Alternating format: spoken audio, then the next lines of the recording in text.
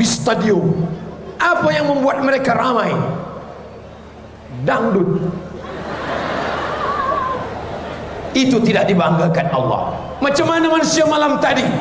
Malam tadi mereka ramai. Apa yang membuat mereka ramai? Manchester United dan Liverpool.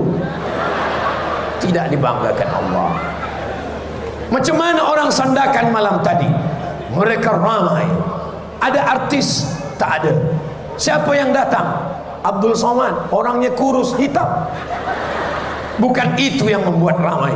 Yang membuat ramai, mereka bersyukur kerana nikmat kemerdekaan. Dengan kemerdekaan itulah kita boleh tabligh akbar malam ini. Allahu Akbar. Bersyukur dengan lisan, kita sudah bertasbih, bertahmid, bertakbir, beristighfar, bersolawat. Bersyukur dengan hati, sentiasa rendah diri, tawadu, ingat, zikir. Bersyukur dengan pikiran, pikirkan macam mana kita menolong hamba Allah. Bersyukur dengan harta, berinfak, berwakaf, berzakat, bersedekah. Bersyukur dengan persaudaraan, jalin persaudaraan, jaga hati kawan, jaga perasaan orang lain. Ustaz Somad termasuk manusia yang menjaga perasaan orang lain. Mari kita baca yang 10 tadi. Hidupkan handphone, rakam suara, voice, MP3, supaya nanti bila ada yang sakit, dengarkan ke telinganya. Yang kita baca ramai malam ini adalah ayat-ayat, zikir-zikir. Nanti bila ada yang sakit, kirimkan ke telinganya. Bila ada yang di rumah sakit, di hospital, di ICU, you don't see me, kita boleh tengok dia. Dia bersendirian, doktor tak bagi orang lain masuk. Dengarkan ke telinga dia, supaya kalau dia mati, dia husnul khatimah. Jangan pakai kamera yang gambar, sebab berat, suara saja. Nanti kirim ke grup-grup WhatsApp kita 10 yang kita baca malam ini, insyaAllah. Bismillahirrahmanirrahim. Alhamdulillahi Rabbil Alamin, Ar-Rahmanirrahim, Maliki Yawmiddin, Iyyaka na'budu wa iyyaka nasta'in, اهدنا الصراط المستقيم صراط الذين أنعمت عليهم غير المغضوب عليهم ولا الضالين آمين. بسم الله الرحمن الرحيم. ألف لام ميم. ذلك الكتاب لا ريب فيه هدى للمتقين الذين يؤمنون بالغيب ويقيمون الصلاة ومما رزقناهم ينفقون والذين يؤمنون بما أنزل إليك وما أنزل من قبلك وبالآخرة هم يوقنون أولئك على هدى من ربهم وأولئك هم المفلحون وإلهكم إله واحد لا إله إلا هو الرحمن الرحيم الله لا إله إلا هو الحي القيوم لا تأخذه سنة ولا نوم له ما في السماوات وما في الأرض من ذا الذي يشفع عنده إلا بإذنه